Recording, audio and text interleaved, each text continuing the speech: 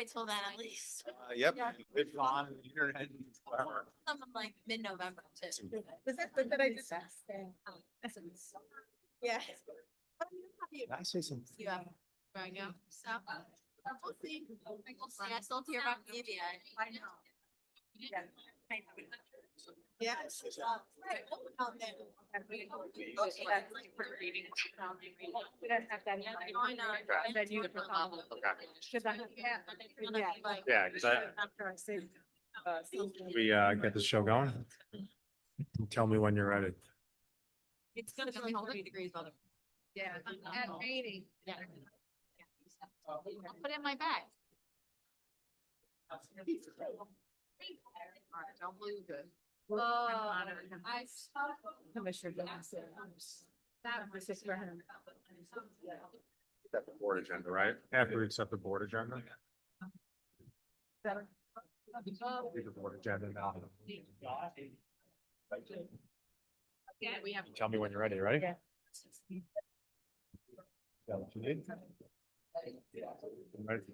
Good evening. Welcome to the January 27, 2026 regular session of the Board of Education. This is Joe Cilio, President of the Board of Education speaking. Thank you for attending in person or through Zoom. Please rise for the Pledge of Allegiance.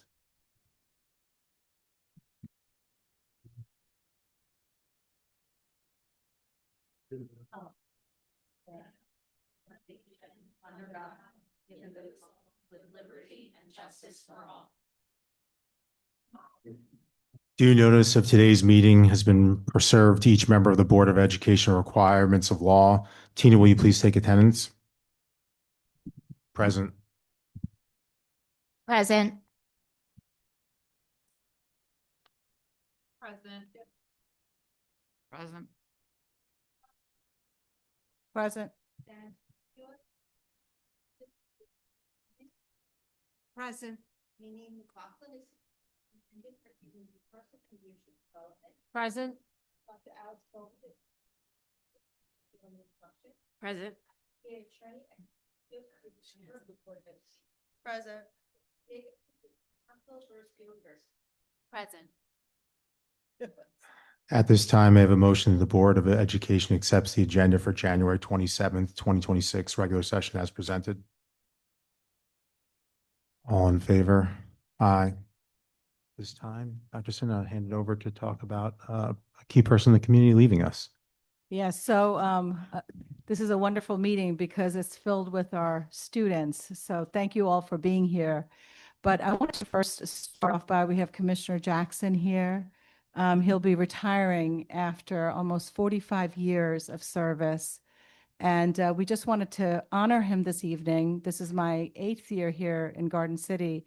And the work, Commissioner, that you and your team have dedicated to our school district is it's commendable. And I don't think, like, we are strong because of the collaboration we have between you, your team, and the district.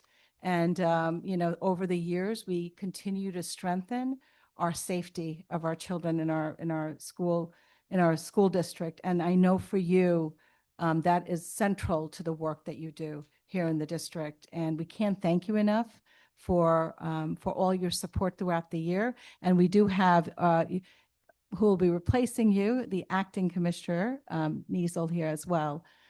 So we're looking forward to continuing the partnership, but you have really set a standard for all communities on how we collaborate with our local police department. So thank you, Commissioner Jackson, for all your service.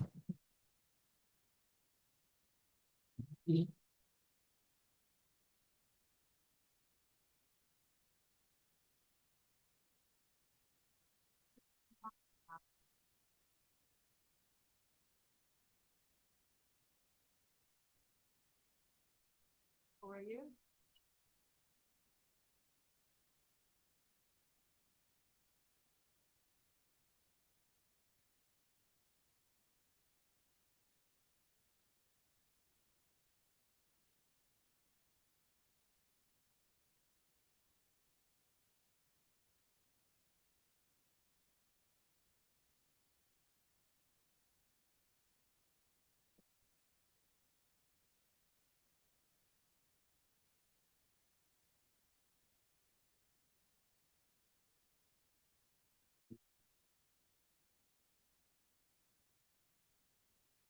Okay, so next, we have this time of the year, we really honor our athletic teams, our fall athletic teams, and there is to celebrate. We had an amazing fall season.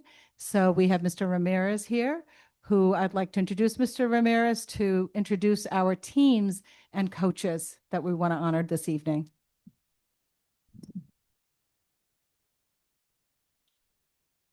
Good evening. So it was another great fall, a lot of success individual and team. So I'd like to acknowledge, we're going to start with our individual athletes that were state qualifiers in all state, starting with cross country. If I could have Coach Messier and Taylor McGuire.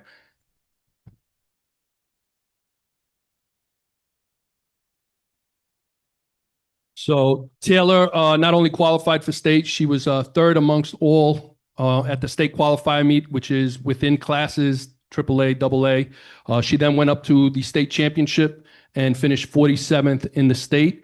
Her times for the state qualifier were phenomenal. She ran a total of 18:51 5K, which is a 6-minute, 4-second mile split. Tremendous accomplishment. Represented us with a lot of pride. So Taylor, congratulations on a successful fall season.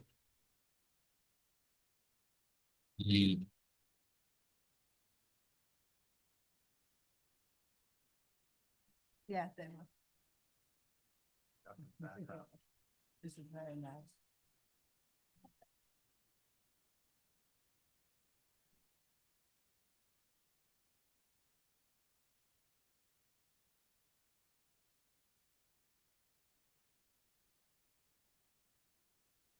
The best part about Taylor's season is that she's a junior and gets to come back and build on that for next year. So we're looking for bigger and better. Our next individual athletes are the varsity swim team athletes. Unfortunately, Coach Ann Sullivan could not be here today, but Maddie Gebhardt and Charlotte Koner are here. They can come up. So before I go into their individual accomplishments, the biggest accomplishment in my eyes, they wake up every morning for a 6 a.m. practice at the Adelphi pool, which in itself is incredible. The amount of time and preparation that goes into not only competing during the regular season, but leading up to the playoffs. Maddie was a qualifier in the 500-meter freestyle. She swam at the state meet with some of the top swimmers in that event across the state, had phenomenal times. It's very hard to qualify for the states. So to Maddie, congratulations. And we look for, again, bigger and better. They're both underclassmen, so we're excited about them coming back. Charlotte, you can, absolutely. Charlotte qualified in 2 events. She swam in the 200 freestyle and the 100 freestyle, placing 5th in the 100, 7th in the 200, making all state honors in both events. Congratulations to both young ladies.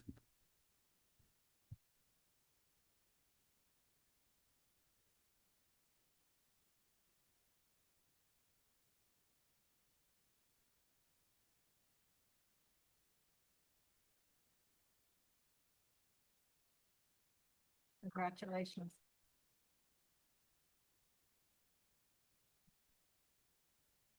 So the first team we're going to call up and honor is our varsity field hockey team. If they can come up, we have Coach Amanda Lee and Coach Janet Rogler, if they're here.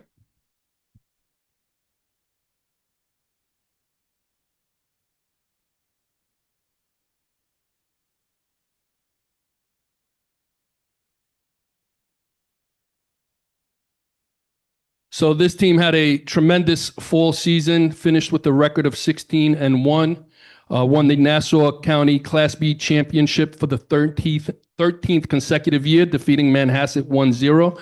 I'll say it again, we beat Manhasset, I love that. Then they went on to win the Long Island Class B championship, defeating Eastport South Manor by a score of 2-1. Went up to the state tournament, and they faced the eventual champions, and had a 1-0 loss, but a tremendous battle. And I'm sure if we were on the other side of the bracket, things would have been a little different. Phenomenal year, a lot of individual accolades. We had a number of athletes that were all county, all state, all region. But tonight, we just want to make it about the team. We're excited about them coming back and building on what was done this year. So congratulations to our varsity field hockey team and Coach Amanda Lee, who was selected as the Newsday Coach of the Year.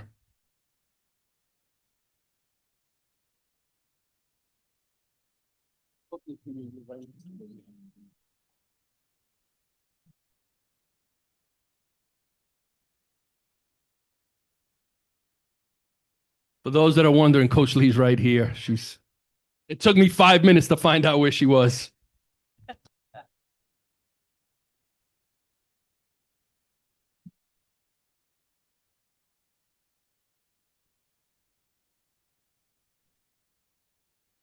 Congratulations.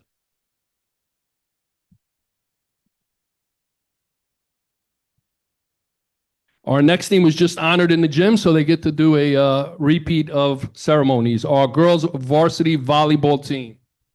If they could please come up, and if you can have Coach Pete DeBon and Coach Taylor McDowell come up with the team.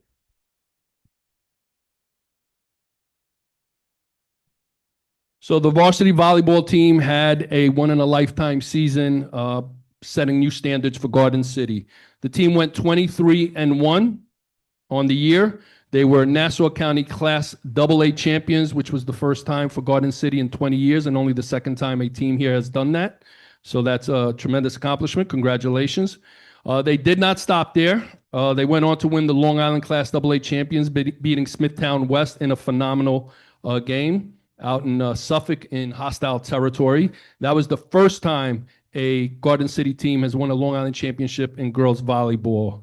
They went on to the New York State finals, the championship, and in pool play defeated Yorktown, Warwick, and Webster Schroeder, dominating and advanced to the state finals, and unfortunately lost in that final game. Close battle, tough battle, but it was a phenomenal year, breaking all standards that were here before and raising the bar. I want to congratulate Coach DeBon, who was selected as the Nassau County Coaches Association Coach of the Year for volleyball. Phenomenal year. We're very excited about the team coming back and the big numbers at the middle school, and obviously that's because these young ladies here and coaches have set a standard and an expectation for the sport. Congratulations on a great year.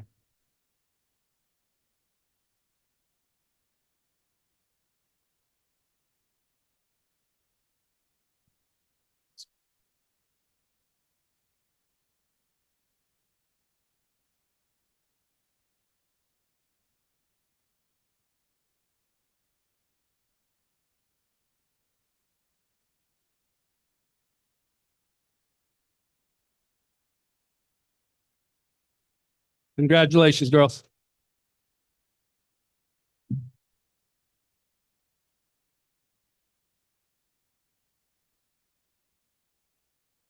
Our next team is used to setting standards, and that's our boys varsity soccer team, the returning New York State champions. If I could have the soccer team and their coaches, Coach Cutter, Coach Connolly, Coach Brady, Coach Lind, and Mr. Heedles could not be here tonight, but was also a contributor.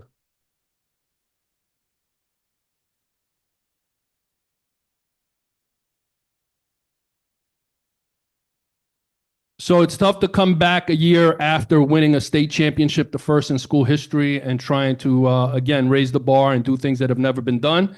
This group of young men here and coaches did accomplish that. They went on to win a Nassau County Class AA championship and eventually win a back-to-back state championship, one of the few times that that's been done by a school in New York. Overall record was 20-2, having played a national schedule, which included St. Benedict's, St. Peter's, and St. Anthony's, a lot of the top schools in the country, and coming out on top for most of those. In the regular season, they outscored their opponents 65-15, went on to be ranked 11th overall by the United Soccer Coaches High School national ranking, and that includes all private prep schools and public schools. What I can say about this team is every time you think they're done reaching a new level, they figure out how to get it even better and higher. I'm excited for next year's state championship and be the first back-to-back. A lot of pressure. We'll work on that, Coach. Congratulations to these young men and coaches. We had a number of individuals who were selected as all-county, all-state, again, all-region. We had one All-American, but tonight we're just going to keep it in general about the team. Together, they accomplished this. They had some trials and some tribulations, and they showed character, perseverance, and what Garden City Athletics is about. We stay focused on the goal and do not let things distract us. Great job, great season. Congratulations, all.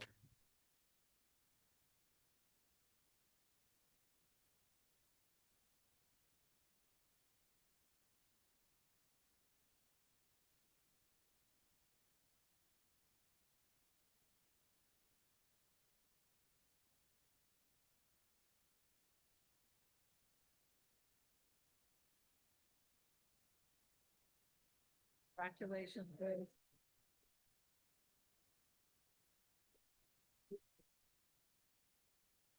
And our last team that we're recognizing here tonight is our varsity football team, Long Island Champions.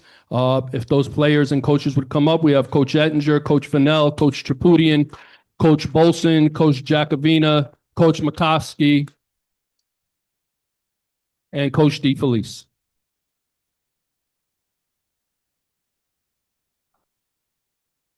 So very similar to our other programs, this group of young men and coaches have set the standard for the sport, not only in the county, on the island, but across the state.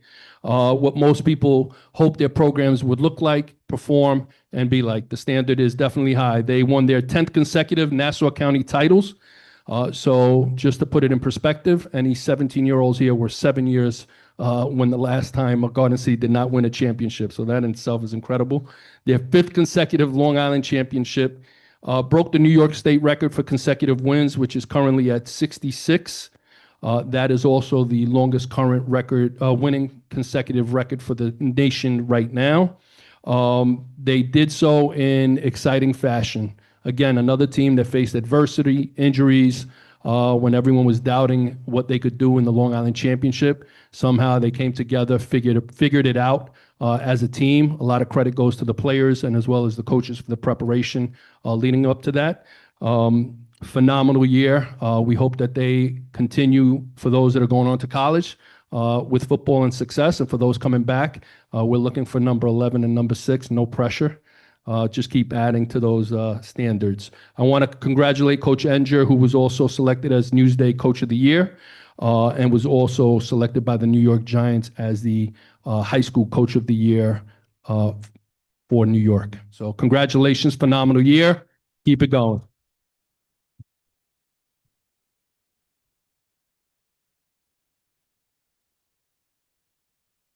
I'm going to go on that side.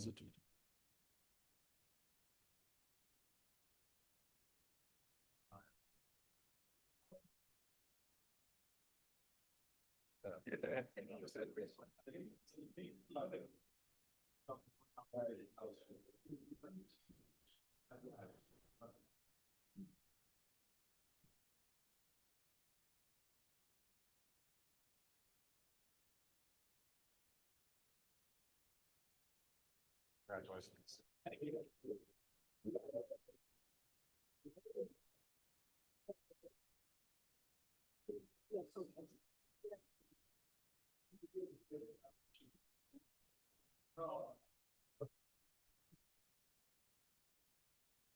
All right, so we do want to acknowledge some individual accolades for our coaches that are, need time and need recognition. The first one is Coach Ettinger, and I'm not going to ask him to come up. He was up here already, but it is important that we acknowledge. Last year, 2024 season in the spring, New York State contacted us, and he was selected as the New York State Coaches Association Class A Head Coach of the Year, honored at the state conference for the 2024 season. Again, comes back this year, bigger and better.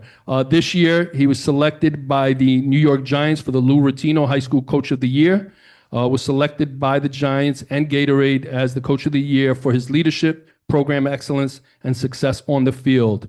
The Giants then went ahead and nominated him for the Don Schuler NFC High School Coach of the Year Award, which puts him eligible, or that award is not announced yet. He is in the running for the High School Coach of the Year by the NFL for the country. So we haven't gotten word that, but just to be nominated and be considered for that award is phenomenal. As you can see, he got to meet some pretty important people. Eli Manning got to rub elbows with some of the Giants greats and was acknowledged on the field during a game against Minnesota. And as a Giant fan, I could say, unfortunately, that probably was the highlight of the game. Hopefully that changes. But I do want to congratulate not only Coach Ettinger, but his staff. He always is very humble and says he gets the acknowledgement, but the credit goes to everybody that, works with him to prepare these young men. So congratulations to Coach Ettinger and the staff.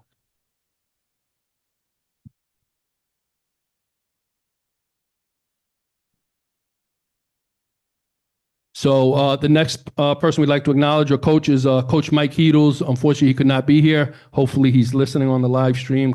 Hi, Coach. Coach Heedles is being inducted into the Nassau County High School Hall of Fame. He will be in there in September, class of 2026. Just to read you some of his accomplishments over his career here. He won I'm going to start from the bottom. He was a 2015 Coach of the Year, 2016 Coach of the Year, 2013 Newsday Coach of the Year. He had 229 career wins here at Garden City. He was a 8-time finalist in the county, 5-time champion, 5 Long Island championships, and won 2 New York State championships with the girls soccer team, and came back this year as part of the boys staff and won a championship there. So we're going to count the 3rd one for his record. Great career, great accomplishment. And what I would say about Coach Heedles that doesn't go into the record books and doesn't go into the stats is his love and passion for Garden City. He loved being here. He loved the kids that he worked with, the community he served.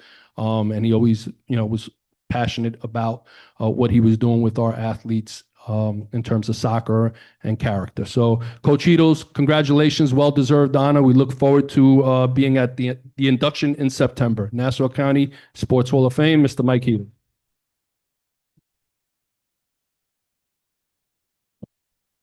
And then before I just hand the mic back, obviously a tremendous fall, the best one since I've been here, my 4th year. But I do want to point out that these kind of accomplishment seasons, success does not happen by itself. We have phenomenal athletes that work hard. We have coaches that, again, passionate, work hard, and prepare our young men and women to compete and do better and be better. But it also is the help of or the support of the community, parents, our administration, and our Board of Education. It does not happen alone. People always ask me, why is Garden City so good? And I say it's a secret, but it's really not. It's the support and the work that everybody puts in. So congratulations to everyone. Thank you, Mr. Ramirez. And we also want to thank you for your leadership in leading our athletic department. And for our students and our coaches, really an incredible season. And, when I have the opportunity to see you out on the field, I don't know how you guys do it. You run, you play, you have the athleticism and the skill set, and it really does set us apart, Garden City, with just what you do. And I see our fields as an extension of our classroom because you're learning skills there that's for life that you'll carry with you. So congratulations, great season. Thank you, and you guys can go home.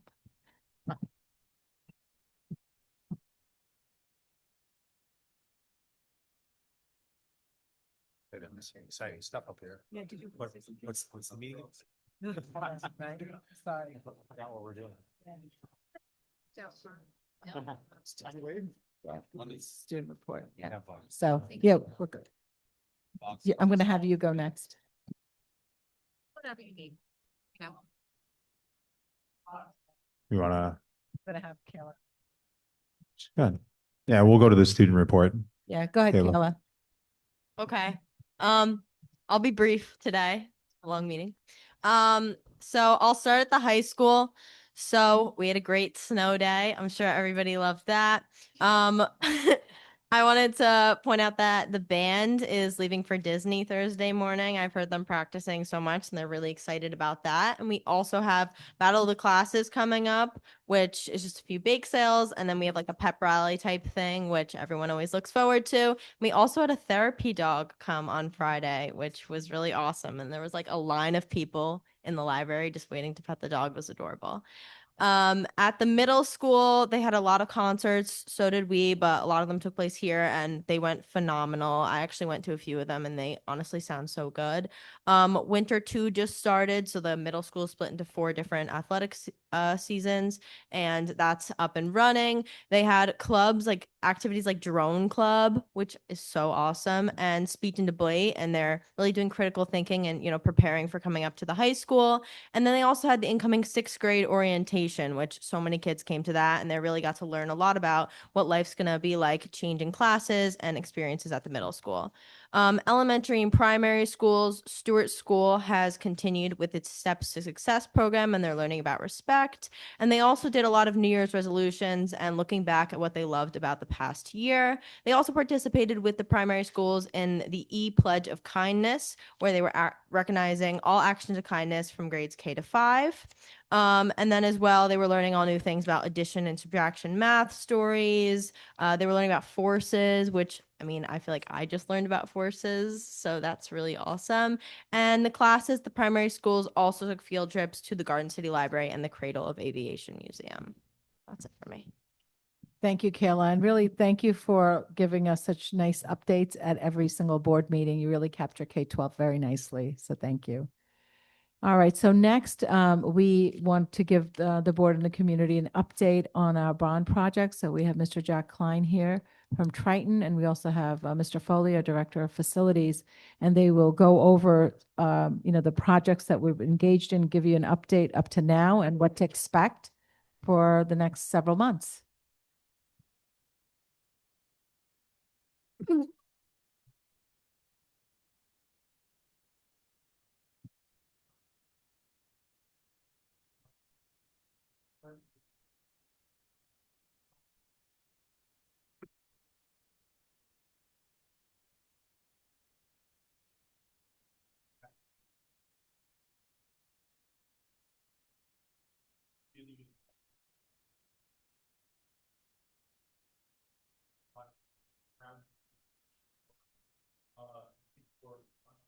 Slabs on grade, foundations are complete, the underground utilities have been installed.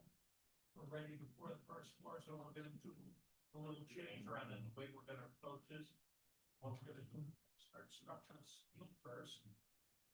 Because I don't need the first floor in to do structural steel, we're gonna erect the second floor wood decks, put the second floor in, the hook on, which gives me the ability to start doing so interior mechanical roughing and unroughing and electrical roughing. And then we'll go back and pour the slab out later. Right now, the steel is sitting in a warehouse.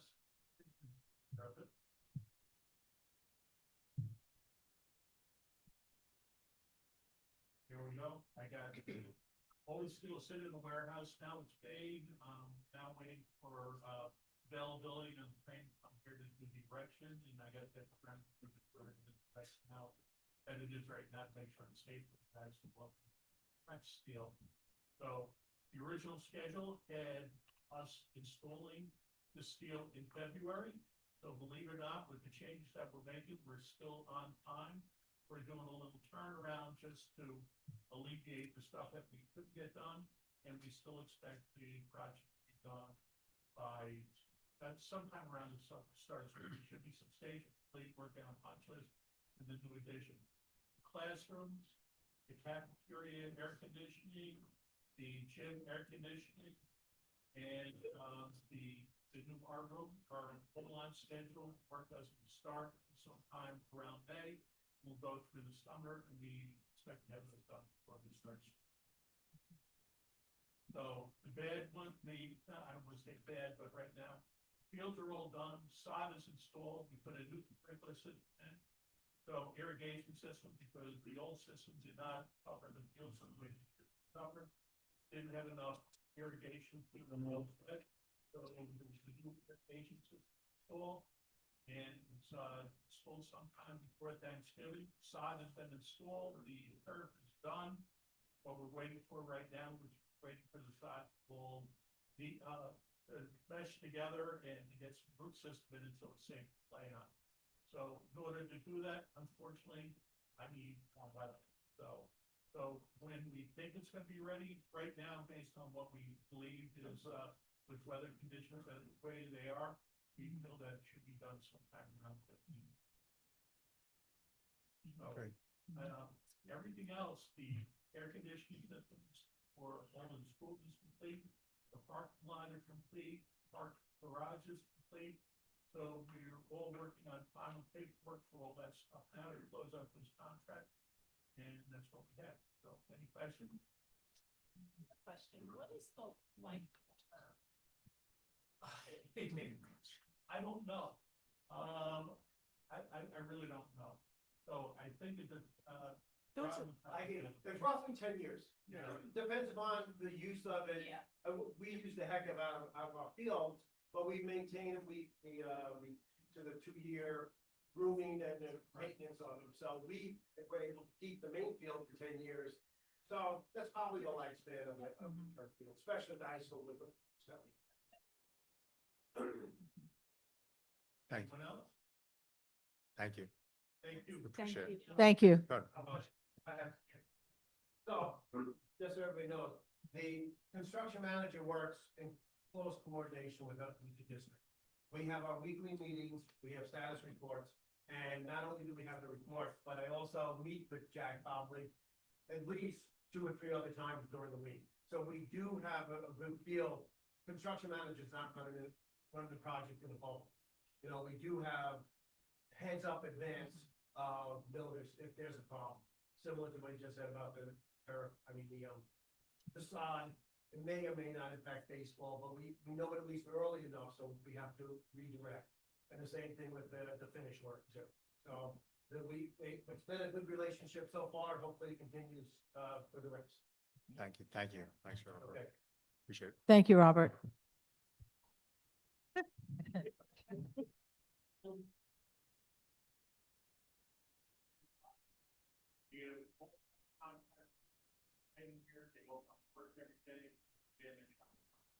Yeah, I'll also add that, one of the things that they've been very creative about is, the order of which they're doing work. Because it's very important, and with this cold weather, you know, all of the work that they've done these last 5 months or 6 months at this point has really been below the ground for this, you know, what's all going on underneath. And now is when everyone else will start to do, you know, see the progress, because we've hit ground level again. We've been below ground for months now. So it's a very interesting part, but these next few months and the weather are going to play a very big role in this, so we want to be realistic. So we do have these indoor projects, these inside, the green renovations and things like that they're planning on. But the actual addition itself is very weather dependent. One of the things that they pivoted on that we spoke about the last time is doing the hallway, which will connect the 2 buildings. That became a very big priority for us, the way the construction was organized. So getting that ahead of time was tremendous. And, you know, the fact that it throws us and the way things have worked right back to where we are to get on schedule is also good. The other thing that we've brought up a few times is that we do have the transformer to deal with. That is up at the state looking for, you know, approval, because our transformer as it sits did not pass inspection by PSCNG, so we're required to replace that. And there's some other things. We've had a lot of surprises on this. You know, the turf went in very well and organized and right on schedule, but the sod became such an issue for us because of the irrigation. And then, you know, the whole let's find the well search, because, you know, no one knew where this was and whatever. So we've had a lot of interesting things go on, but we've stayed there. The coordination with athletics and the idea of what's going to go on with the sod, we really do feel could impact baseball. So we've been keeping in touch with that and, you know, trying to keep that as open a dialogue as possible. If we have a warm end of the winter, it'll be a very different result than if it stays very cold. Because the sun went in late, it is not adhered at all yet, and we're just waiting for this next weather. So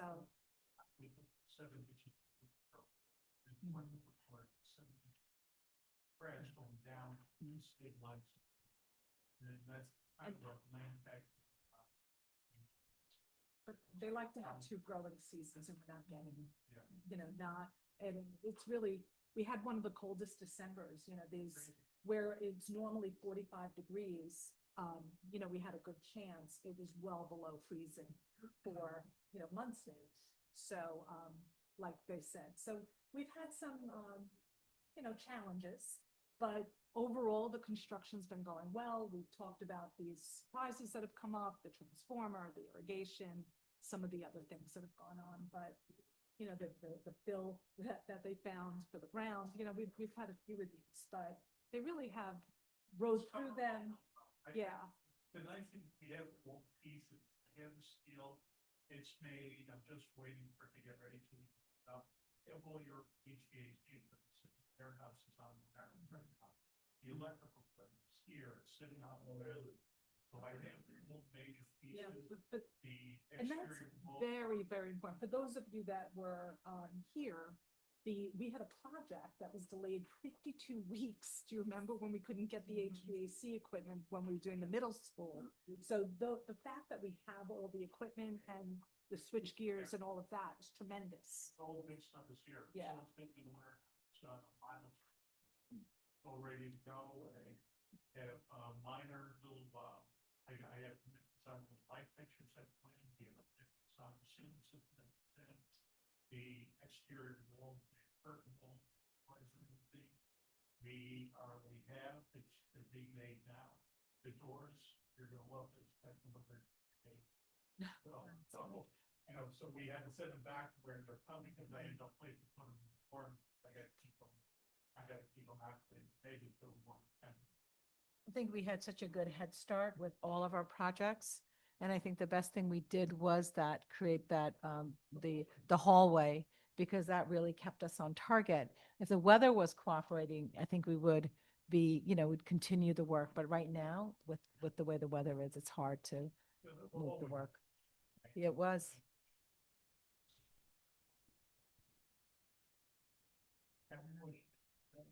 It was a challenge for our teachers because they had to move for our high school. Very, very Yes. cooperative in all of Yeah. this. They've, Right. yeah, Really. they've taken Jack in as one of them.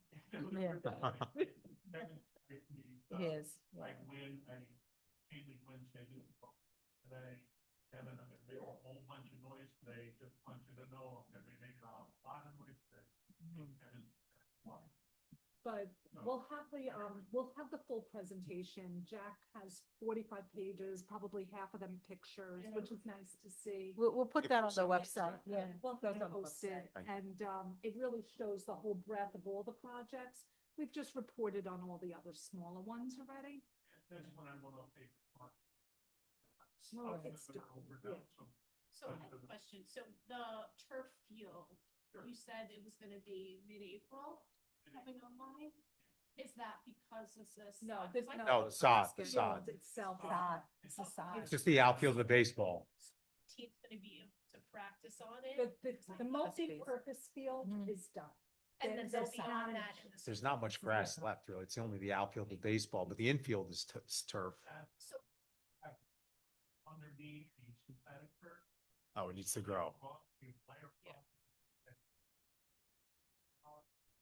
So the soil underneath the turf right now is still. So that's for both the softball field and the baseball field? But the multi-purpose field, it's not. It's also the side of it, which is part of the outfield. Yeah, so I just had a question. So, but my question is, will they be on it before April? We don't. Practice? Oh, Yeah. okay. I was gonna give you the There's- same answer. there's- No, understood. I There's a just, desire to get onto the turf infield, even if they can't use the outfield, and we're talking about that. It's just that there's some, there's some thoughts of how much they can do on it. We're less concerned about damaging the sod as we are just making sure that it's not dangerous. I'm because talking about the it's- multi-purpose one. The multi-purpose is. Fine. That's what I said. Yeah. They said April. Started- They said April. That's not. The baseball field. Only baseball. Yeah, that they've been using. Yeah. There's no problem. Yeah, there's no, Right. I get it. no issue with, Right. they've I been just using it. wanted to- They practiced on it. Got it. Great. Yeah. Yeah, no change. Yeah, Ed does a In good the job. middle of this, there was some damage to the electrical poles, and PSCNG had to do a repair and went over the outfield, and we're not on the turf, but we will stay off the sod. It You know, was just before Christmas, they came in and PSCG said, listen. There's nothing to do about it. And what's it say to the guy? So we said, why don't you go? Fine, go back, and they almost. The industry's terrible by right now because it's soft, they're not as exciting for us because we can take that area. And the contractor and the engineer.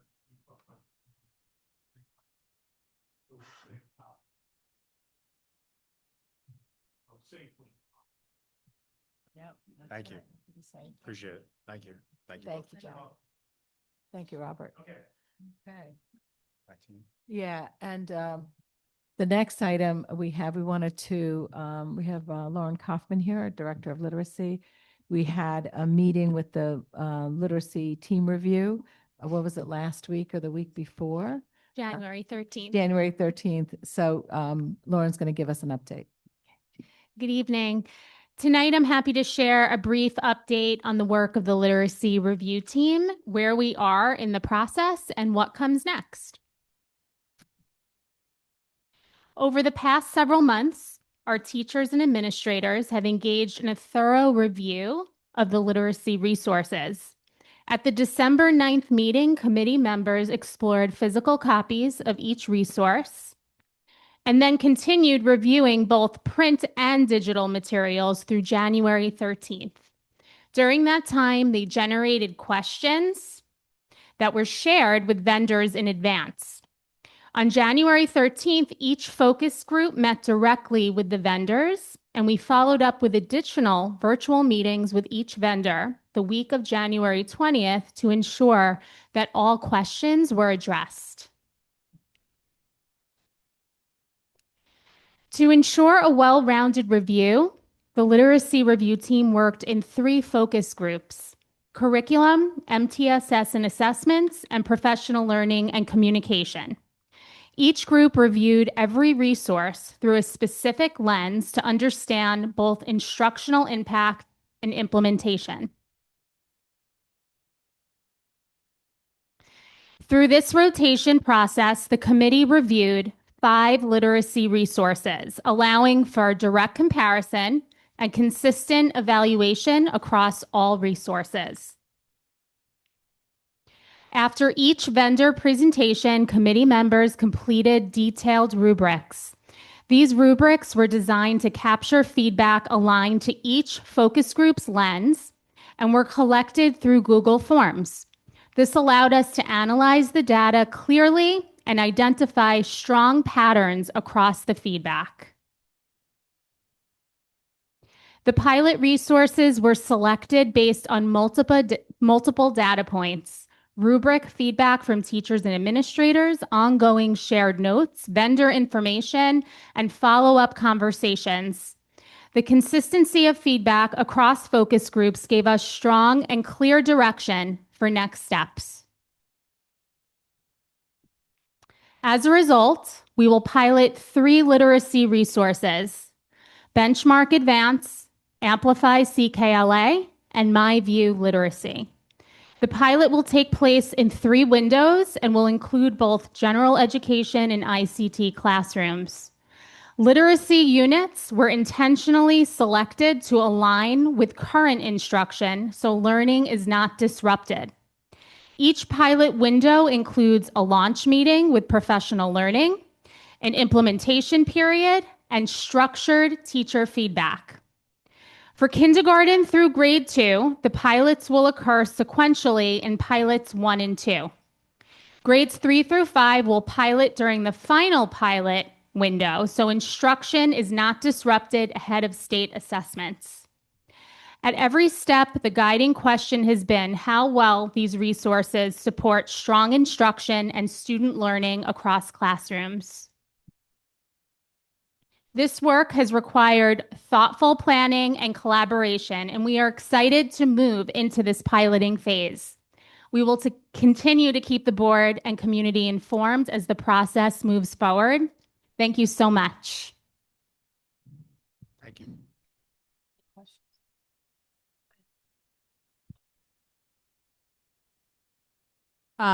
Thank you for breaking down and showing us what the original 5 were and the process of how you came to 3. I was just wondering about piloting implementation. How does it work exactly? How many classes? What schools are you in? Are you just in one school? Are you in all three schools? What does that look like? Okay, so in the primary buildings, we have 3 kindergarten classrooms. That's 1 kindergarten class in each building, so 3 total, including an ICT classroom. And then for first grade, another 3 classrooms. That's 1 in each building with 1 ICT classroom. For second grade, we have 2 classrooms in each building, 1 in Stewart, 1 general ed in Stewart and Stratford each, and then 1 ICT classroom in Stewart, 1 ICT classroom in Stratford. So that's a total of 10 classrooms and 14 teachers. For 3 through 5, it's a little bit different, this piloting phase, because we did not want to interrupt instruction before state assessments. So what this will look like is in 3 through 5, we'll have some parallel piloting going on. So it will be the 3 resources being piloted at once. So for 3rd grade, we'll have 3 classrooms. For 4th grade, 3 classrooms. For 5th grade, 3 classrooms. And that's in each building, Stewart and Stratford.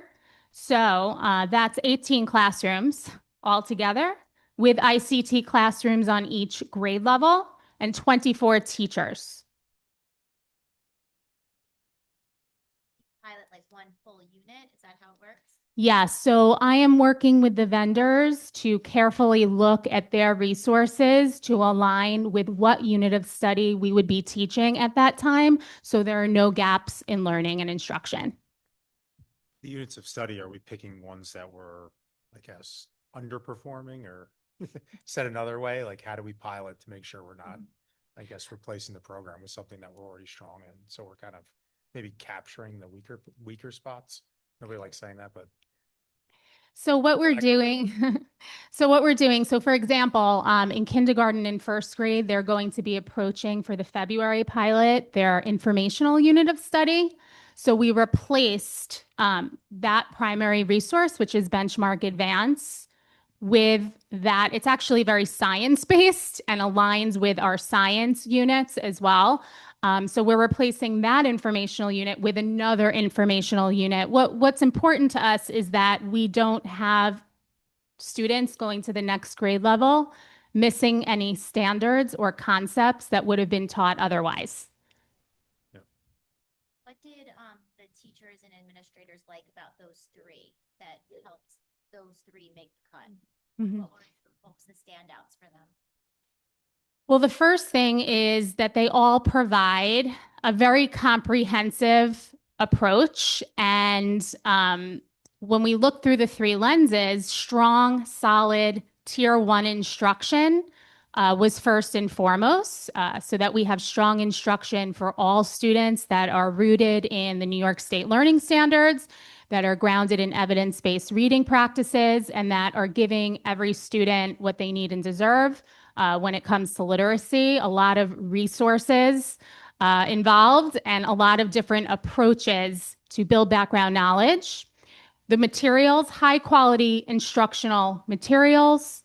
We looked to ensure that through the MTSS process that those resources can support intervention with what we already have. Assessments. That was a big piece of it. What types of assessments are involved in these resources?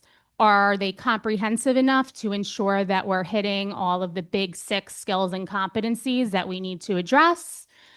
What does professional learning look like when we launch this resource? How will we have support from these vendors so that we can build our own capacity as literacy leaders, our coaches, our administrators, our teachers?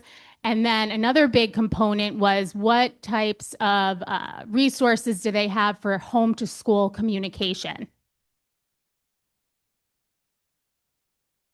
So, See- oh, go ahead, Joe. feel free. I was just wondering then, in this idea of piloting whenever, just kind of looking down the road a little bit, just for my own clarification, when you choose a program like this that is comprehensive, building background knowledge, looking at vocabulary, is it then the intent that you kind of phase out foundations as a tier one because you have this brand new curriculum, and the same with the other programs, the Words Your Way, the Heggerty, things like that, that all gets phased out at that point? At this time, we will stick with foundations because our assessment results and our data show that we are very strong in the area of phonological awareness, and we've done a lot of work in that area Okay. to support that. But what I will say is all three resources have strong word study and phonological awareness skills portions within their resources. So if down the line, that's something we would want to consider, we would be comfortable with that. There's certainly also, when we were looking through the lens of upper grades right now, because right now we have foundations K through 3, and we're thinking about our upper grades who currently use Words Their Way. We were also looking for a very supportive resource in the area of word study, vocabulary, and morphology, which all three have. Okay. And after you finish the pilots, how long, you pick a program, how long until you start implementing? Is it next school year? Or is it, so now you got to do PD. Are we next school year? Or are we next school year plus? How are you thinking about that? The plan right now is to have a K-2 implementation for next year with possibly, we're in talks of possibly having some early adopters in grades 3 through 5, but that's continued conversation. I know the math did a similar type of approach, but that will allow us to really focus in on that K-2 level, really get to know the resource, do strong professional learning for our teachers, and make it accessible and manageable for all. Professional development component is so important, and it's hard to be able to do that K-5 all at once during the school day. It's tough. Yeah.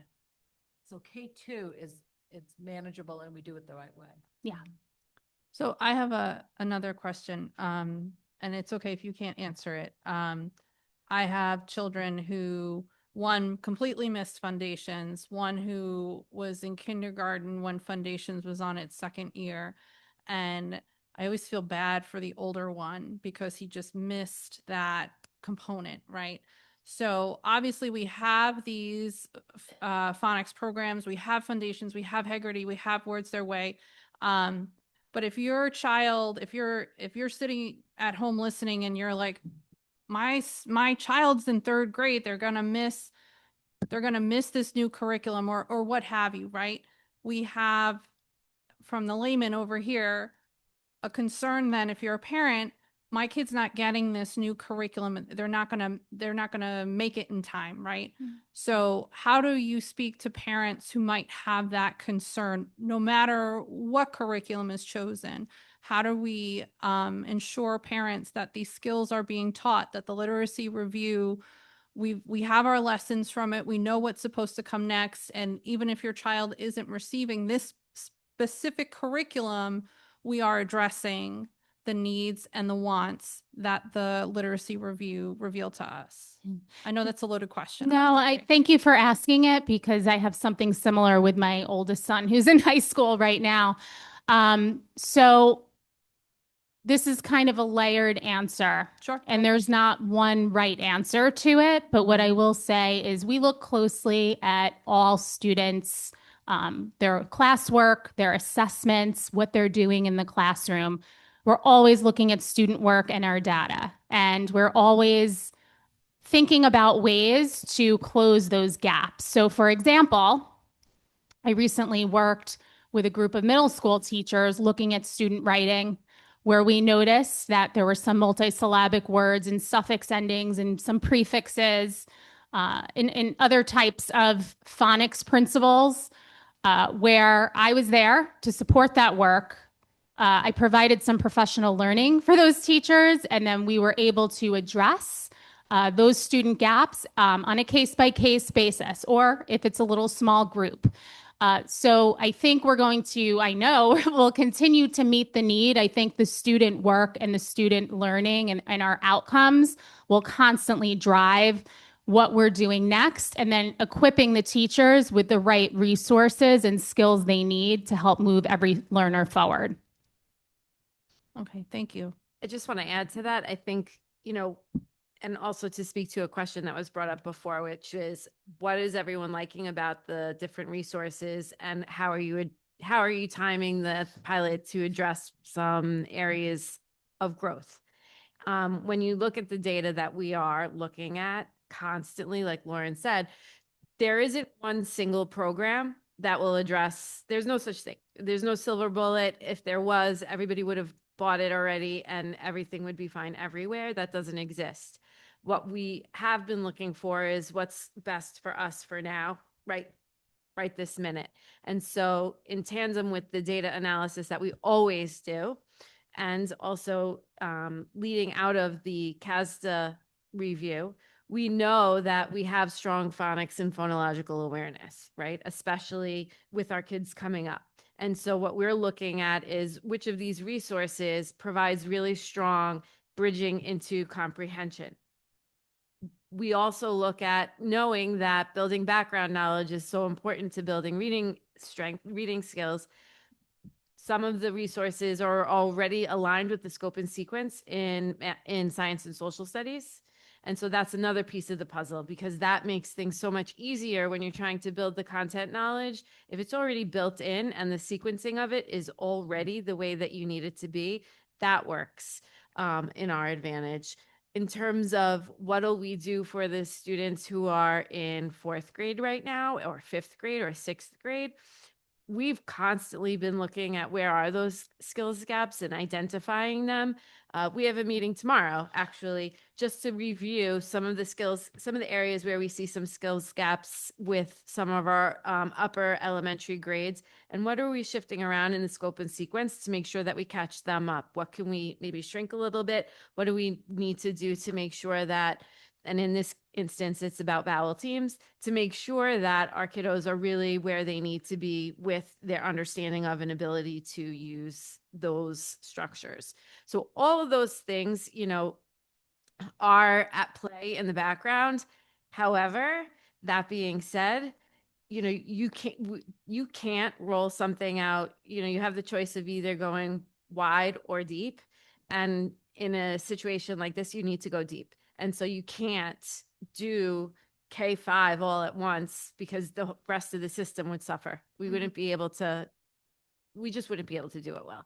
And so it's, we are doing everything that we can, but of course, having early adopters will also likely help make sure that any gaps that are made more obvious by the resource that we choose are able to be filled in short order.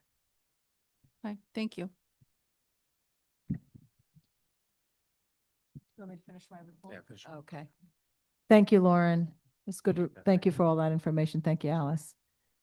So just a couple more items that I had to share with the board is we wanted to congratulate 3 of our students, our high school students who participated on the NYSSMA All-State Festival. And so congratulations go to Ava Chen, Sarah Finney, and Emily Pulver. I probably should have mentioned that earlier when we were recognizing all of our students. Another item that I wanted to mention was our high school 3rd year in a row has earned the platinum recognition on the College Board's AP School Honor Roll. So this means that students' participation, performance, and access to AP courses, 90% of the class of 2025 took at least one AP exam, and 86% earned a score of 3 or higher, and 39% completed 5 or more AP exams, including 1 or before 11th grade.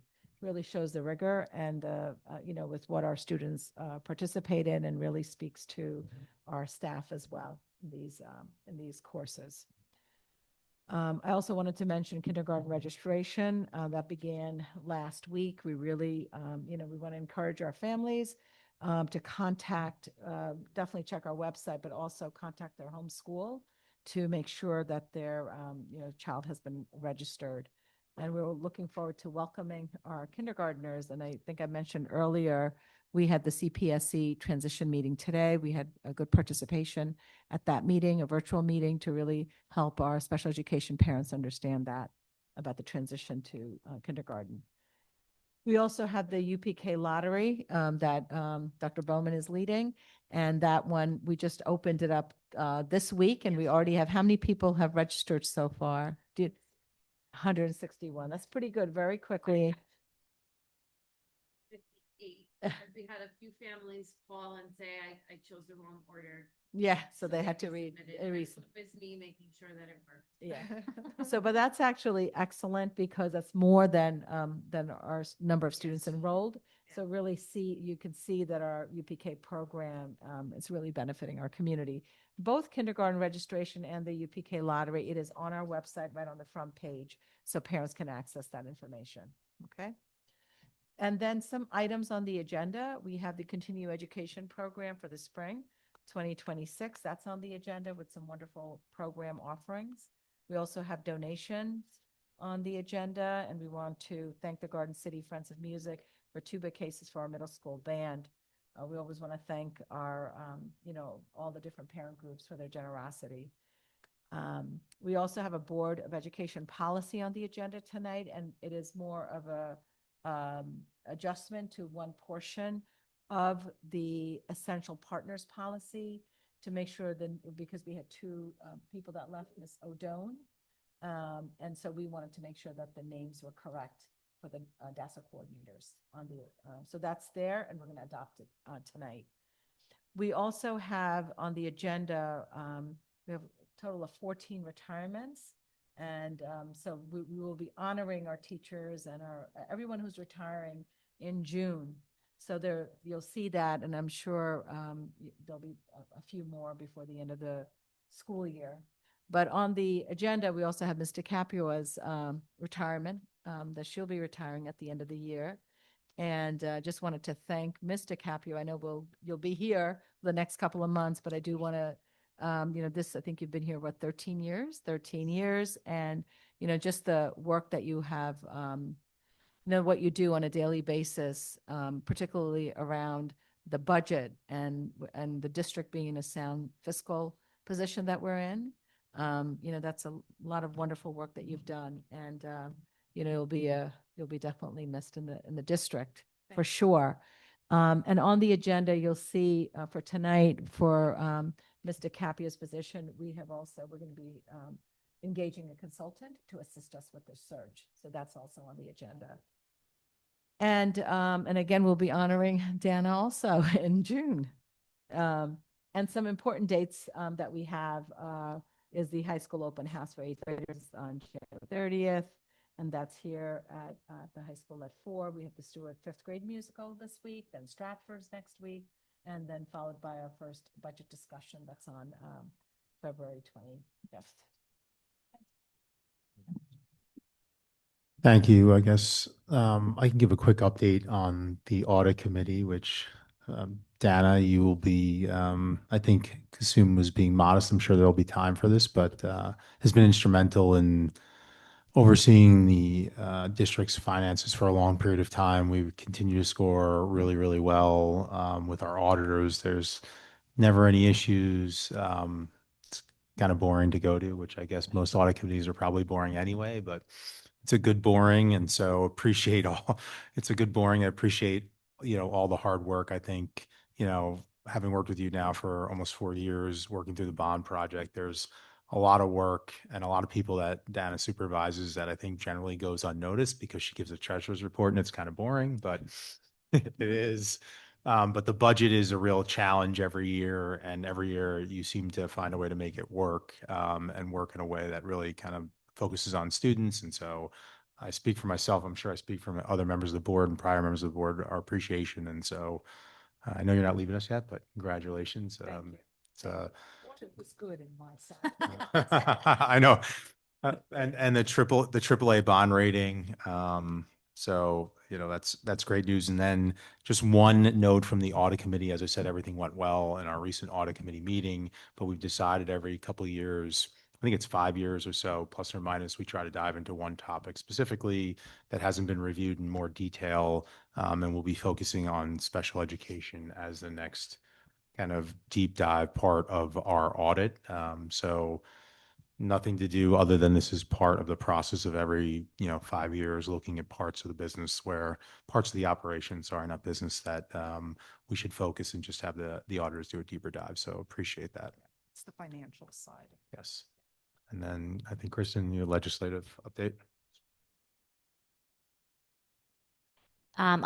On Friday, Dr. Sinha and I, along with our PTA Legislation Committee Vice President Joy Jankunas, met with Senator Bino and Assemblyman Ra for our first legislative committee meeting.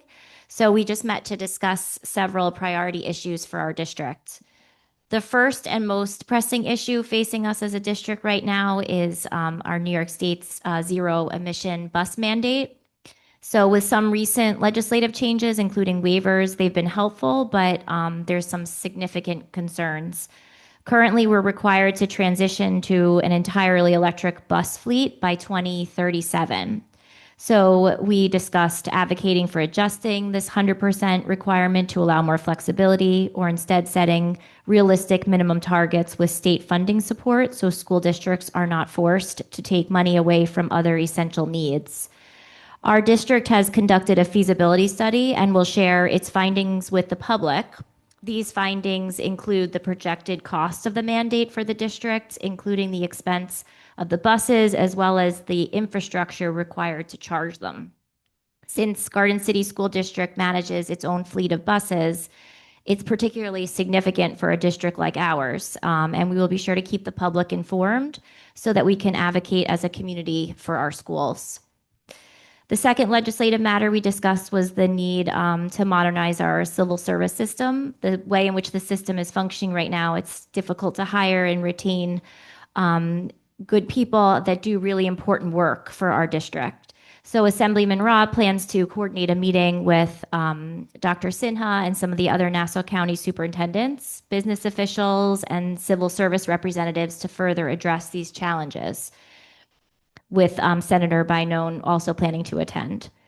And then lastly, Senator Bynone also shared that Uniondale hosts a large legislative meeting each February that brings together local officials from all levels of the government along with students. So she had shared that it's a really great opportunity to see how leaders work together to support their communities. She invited members of our legislative committee to attend so we can explore creating a similar event here in Garden City as well. Anything else you wanted to add, or no? Okay.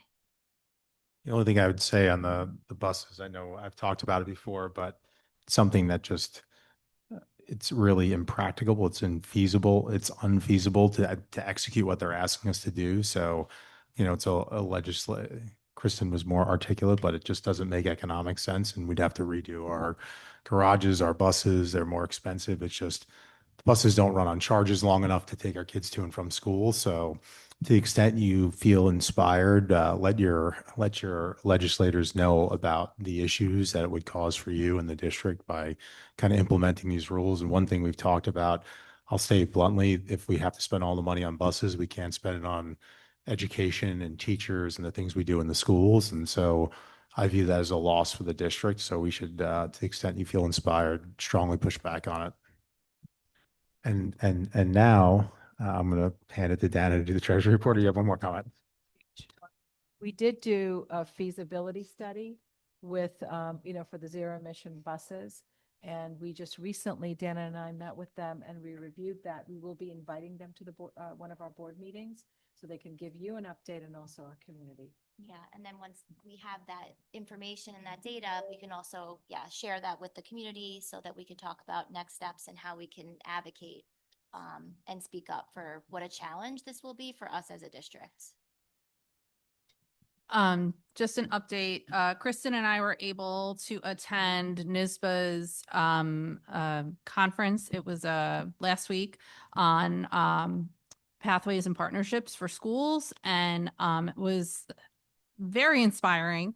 They had different districts who have different programs that essentially place their students in, it all varies, and it's, based on what the communities kind of want and what the priorities are. but creating pathways and partnerships for allowing students to have different experiences, maybe real world experiences, work experiences. And it was very inspiring. And we got to meet with a couple of different organizations who are kind of in play in this field, in this area. And it made us kind of turn to the ideas of, what are the partnerships here that Garden City prioritizes with our community members? And it was a great meeting, and I was happy to get to go.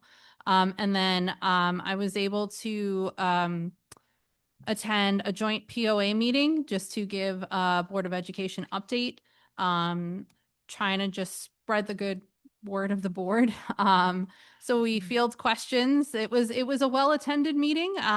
We seem to, sometimes pack them in. I like to think it's us, but and people are, I had one particular gentleman ask about science in Garden City, and what are our high school students doing in science, and how are we achieving more in STEAM, and and his concerns. So it's a really great way to meet with people who maybe otherwise couldn't attend our meetings, whether virtually or in person here. So I appreciate the opportunities to just get to give these updates to the community in whatever way we can.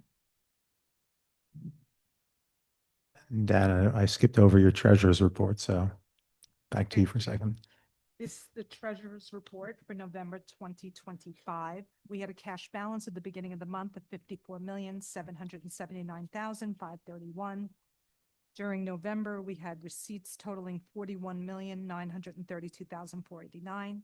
We had disbursements of 9,483,270, leaving us with a closing balance of 87,228,750. Thank you. Thank you. I would just note that one item on the agenda that we didn't mention, but just a call out because it's been a topic of conversation, is the regionalization opt-out is on the agenda today. So it's just a follow-up to previous discussions and declarations by the board around regionalization. So I think it's just consistent with previous discussions, but I'm just calling it out because I know people have asked about it in the past. So at this time, we have a period designated for the public to address the board. Please move forward, state your name, address. Please list all of your questions at once, and we'd like to ask that you complete your questions within a 3-minute time period. So the floor is open for anybody who has questions.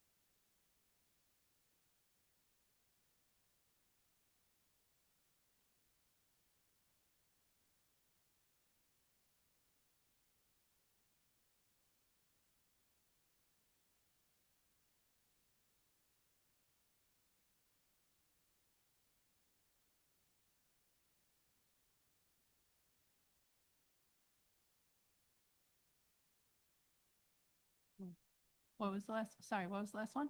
The letter. Oh.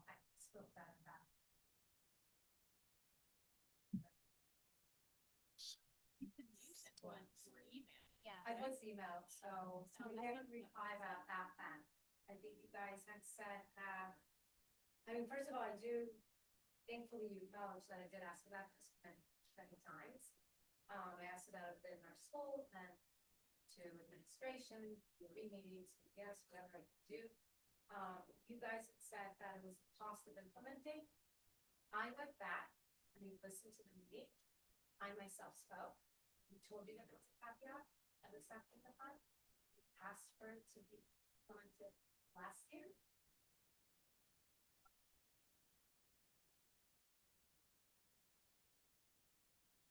I'm not following that question. Sorry. Can you just, this is just last year? The younger kids, right? At the time we had extra. We submitted 2 grants, well, the school submitted 2 grants, one was receptive, one was friendly. They gave $2,600 each. It was a week, 8-week course, and I think it was another week something. Where a music teacher came in, she sat with the students that they went to, we got included. And then we brought in children from Gen Ed class, and they would sit together, sing, we did, you know, there was a lot of sensory, it was very like, there's music therapy that worked a lot on the music aspect, about speech, about sensory, about socialization, and so on. When you guys clearly need to approve everything, we came in and asked you not to just approve this as a grant, because we don't want it to be one and done, which is unfortunately what it ended up being. We wanted this to be fair. One of the things that we spoke about was the fact that children like my daughter don't get to participate in music the same way. There is no adaptive music, so you can't make it. This would be it. There is no adaptive instruments. My daughter's supposed to be in 5th grade, but she's in 3rd grade right now. She gets a report. She can't play a recorder. She doesn't get to participate the same way a Gen Ed student does. She doesn't get to do that year. She doesn't get to be in the chorus the same way. Even when they go up and they sing in the Thanksgiving prayer, she does not get that opportunity. Next year, when she's supposed to go up and choose an instrument, she doesn't get any of that. I don't expect the teachers, and yes, you said in your email to give high quality, not to her. The Gen Ed, which my children, as you know, we're musical, she's going to band, you know, tomorrow to Disney. We do enjoy that. We do appreciate it. They are not special ed teachers to do this, and our special ed teachers wouldn't know. There is disconnect here. And as much PT as we give them, there you can't add another music session. We can't do these things. Music to children with such severe disabilities brings so much, as I said, again, sensory, gross motor. It brings them so much joy. First of all, there's parts of the brain that it engages in her class alone. We had a child, but if you put her next to the piano, like Beethoven, the moment you give her music, if she's throwing a tantrum, the moment you play a song, she appreciates pop and Celli. And the moment you do that, she changes like that. It's actually, on her IEP is one of the things that calms her down. She can actually sing, she can copy on piano and guitar, and there's so many students like her that can do that. I know there's a big gap, and I'm asking for this to be done in every single class. We're asking for the focus that we have in the need for us, their class, to be done. So, to go back, we came in, the $2,600, which was the program at the time, was week, so you could understand that. 5 months I want to say, we did that, we asked that this money be accepted as seed money, was the words that I had said in the board of ed meeting, and we sent it to you guys because it was. We asked that that's what it would be. We asked that it gets into the budget.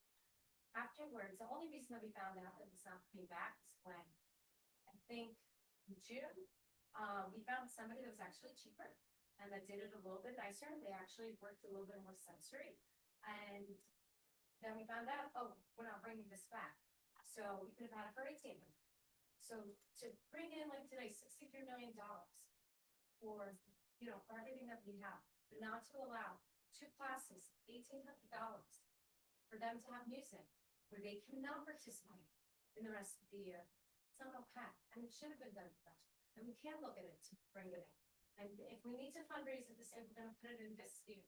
Whatever it is, they acknowledge it is not getting it. The fact that I, as a parent, have to wait 7 months to have an answer, it's truly, there's no transparency to it, and there's no real answer here. It's not okay. We can do better. It's music for children who needs an integrated setting. I don't know how we can say no to this.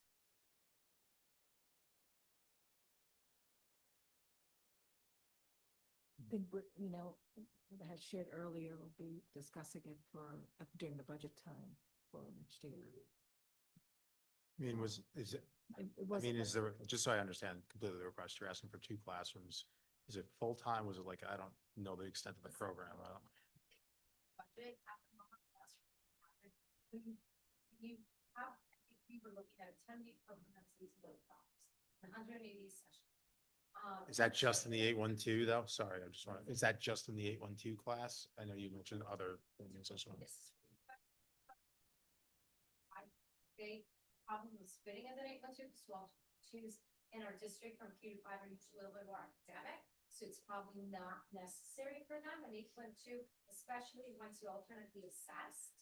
I think that that's important. I do see a huge benefit for the 812s that we have right now. There's children, first of all, that class is full of actual 8. My daughter's class is full of 5. There's children with more handicaps and disabilities that I think we benefit from. Again, I understand you're gonna come to April.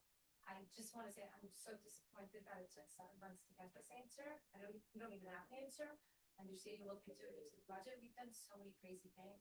$72,000 for Goodwill, phone booths, things like that. But this is what matters, these little things.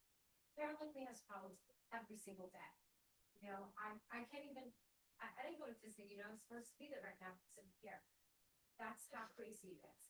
Because I can't even, my daughters have to be here today because I cannot have an attractive talk during the POE. The problems that we have are so big. These are not the problems we should have.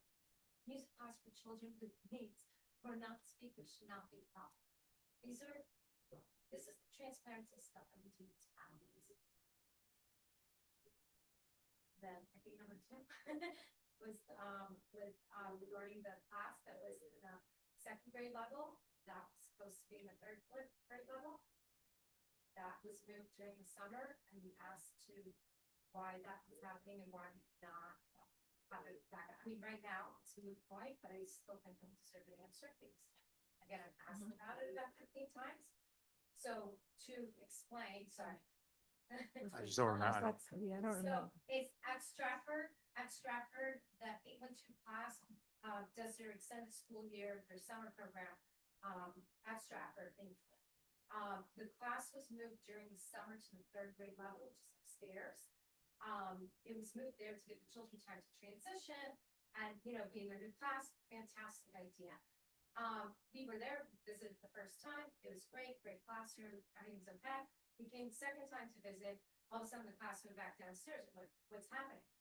Apparently it was an old resource room class and there's like a tech board or something there. And every time they put in the AC unit, pocket fuse, and we couldn't, just put an extension cord or whatever. They tried to do something else. It just wasn't happening. July, New York, it wasn't possible to move them back down. This is an issue of Department, what is it, grounds? Who's ever supposed to do this? The classroom then stayed downstairs. So now the children of the 812 all integrated to 3rd grade do not integrate anymore. They're segregated. So they're downstairs with 2nd graders who have nothing to do with them. Seeing a child like that, they also came from Olmsted. And all their friends in the class that they go to are upstairs all the way down home.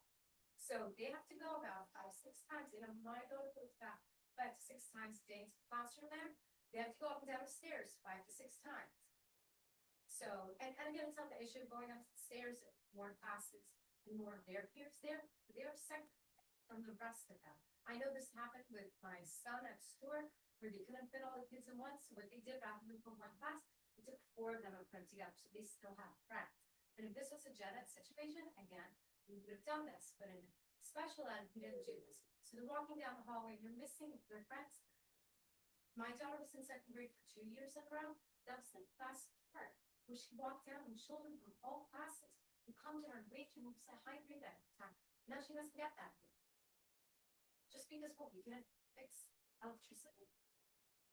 Those are things that we need to, these are such little things that we should not, again, these are not the things that should worry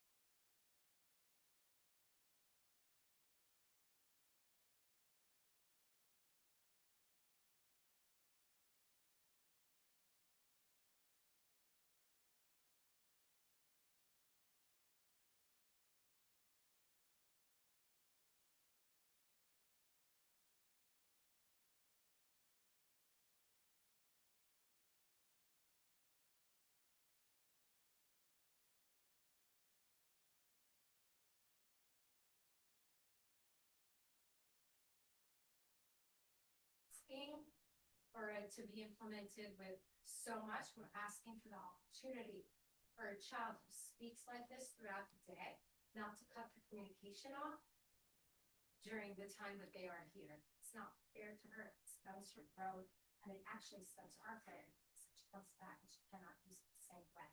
And I think that you owe it to us to see it, understand it, and go from there and give us again transparency of why not, why yes, what can we do, how can we move forward? Because eventually we will need to be done. We're happy to look into it. I would caveat, No, we're not allowed to bring it to school, we're not allowed to use it, we're not allowed to show it. I mean, the only thing I would say, just if everybody wants to bring their own things in, it can create a little bit of chaos in a room. Just, I'm not educated. I understand that. I assume teachers probably have a view on that. I won't speak for them and how they administer their class. Yeah, so just in I mean, you could do, I'm not trying to debate you. I know you're frustrated, but we just, yeah, I just wanted to say that in response to you. then why are you asking me a question? Information about that, like, The opportunity to share it. the information that you shared with us about that legislation, we do appreciate you bringing that to our attention. And actually, we did speak with our attorneys who then provided us all the information about that legislation so that we are better informed about it too. So I That's just all want to I let you know that For that, that's what I'm saying. All I ask is to show it so we can decide to Yep. see what way and not. that information was Force shared her with to all of force us. it, because that won't help anybody, including myself. But we need to at least get the opportunity. Thank you. We appreciate you bringing that to our attention. And we have seen the legislation, so.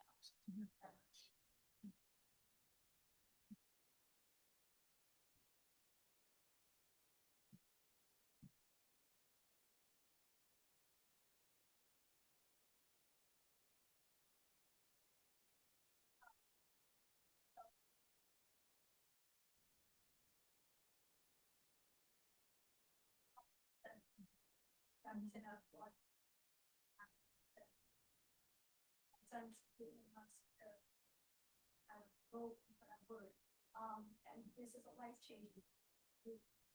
Needs to be able to communicate way more in a letter board needs to accomplish. A child who has behaviors, it is a game changer. Because once that child feels heard, confidence, that grade level work and as, fully equipped person, behaviors go down. So I just, I do important to kind of look into what it takes. Yes. The whole, he attends school on Saturday. We wouldn't be spending Saturdays on the Parkway if I didn't think it was worth it. We've been doing it for a number of years.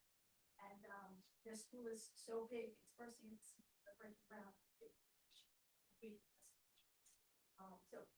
So what is the ask for us? Is it to support the legislation? Is there something, action item? I want you to be aware of it in the next few years. It's the same thing as Ms. Chapman was just holding up.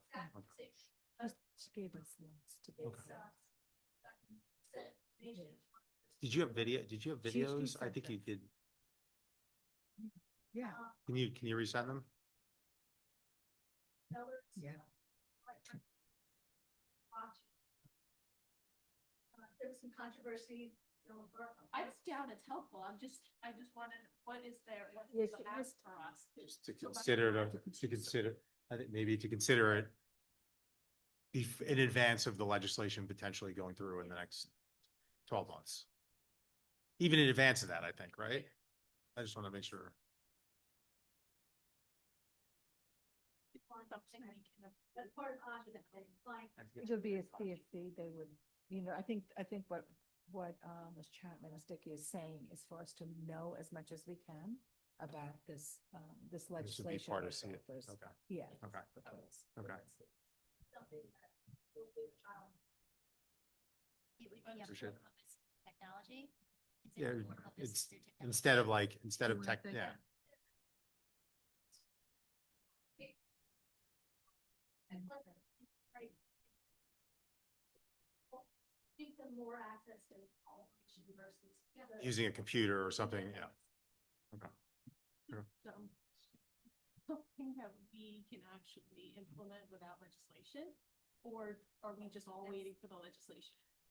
I think you can. I mean, right now there's some controversy behind FAFSA. Yeah, some controversy behind FAFSA, which is all the guidelines when it comes to speech.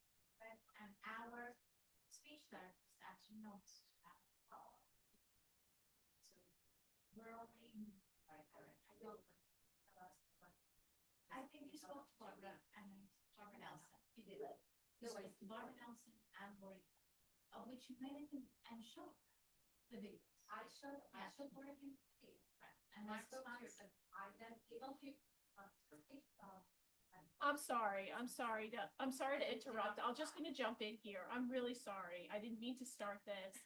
And we will absolutely read up on it and, you know, we will follow up. I understand our remit now. And I will go back and understand that. But I think it's something that is, you know, maybe best to be discussed. Well, we don't know that it's in the works, but I just so you know, the problem is that for years, I wouldn't be here without Chrissy showing this to us. And she gave my daughter a voice, which is the biggest thing in the world that has happened to us in the last year. I think the problem is that years before that, she fought so hard and she tried so hard and said everything she could until this didn't work. So that's what we're trying to come in a way, just like, let's have a conversation, let's do this, let's open this up. Eventually, we'll need to have it open course, which is why I explained, but I'm like, let's start now, like, it's okay to do. And we hear you. We're here. We're with you. Appreciate. And thank you, Ms. Pavona, for providing some feedback. At this time, to make more efficient use of the meeting time, the Board of Education authorizes the use of the consent agenda. This allows one motion to approve multiple items on the agenda. The President of the Board will ask for a motion to approve the consent agenda. If board members wish to have an item pulled out and voted on separately or clarified. If none at this time, may I have a motion to approve the consent agenda, which includes business of the board items H1 through H6, personnel matters I1 through I4, business office matters J1 through J17, special education matters items K1 through K5, and continuing education matters L1 through L2. All in favor? Aye. Any new business? No. Future Board of Education meetings, Tuesday, February 3rd, work session 7:30 at the Garden City High School, and then February 24th, 2026, regular session 7:30 at the Garden City High School. May I have a motion that no further business to come before the board, the meeting be adjourned? All in favor? Aye.